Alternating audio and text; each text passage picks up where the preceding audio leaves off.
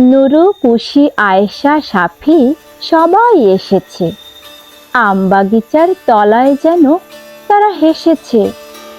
রাঁধুনিদের শখের রাধার পড়ে গেছে ধুম। বৈশাখ মাসের এই দুপুরে নাইকো কারো ঘুম। বাপ মা তাদের ঘুমিয়ে আছে এই সুবিধা পেয়ে। বনভোজনে মিলেছে আজ দুষ্টু কটি মেয়ে। ব্যস্ত সবাই আজকে তারা ভোজের নিমন্ত্রণে। কেউ বা বসে হলদি বাটে, কেউ বা রাঁধে ভাত, কেউ বা বলে দুধ তোর ইচ্ছায় পুড়েই গেল হাত। বিনা আগুন দিয়ে তাদের হচ্ছে যদিও রাধা, তবুও সবার দু চোখেতে ধোয়া লেগেই কাদা। কোরমা পোলাও কেউ বা রাধে, কেউ বা চাখে নুন। অকারণে বারে বারে হেসেই বা কেউ খুন।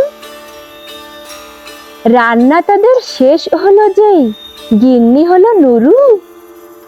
এক লাইনে সবাই বসে করলে খাওয়া শুরু। ধুলোবালির কোরমা পোলাও আর সে কাদার পিঠে, মিছি মিছি খেয়ে আর সবাই বলে বেজায় মিঠে।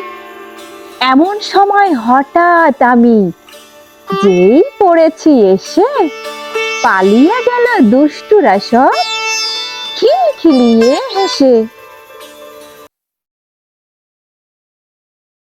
শুনছিলেন গোলাম মোস্তফার বনভোজন। ধন্যবাদ।